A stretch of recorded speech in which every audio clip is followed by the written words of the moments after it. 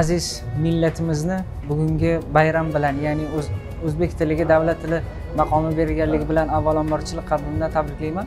Bugun mana Go'zal universitetimizda talabalarni eng xohlab nima deydi, xursandchilik kuni kitob yarmarkasi bo'lyapti. Albatta bundan juda ham xursandmiz. Bilim olishimizda, ilm olishimizda mana bu tafakkurni yanada kuchaytirish uchun asosiy kitob bizga yo'ldosh, yo'lchi yo'ldosh deydi-ku.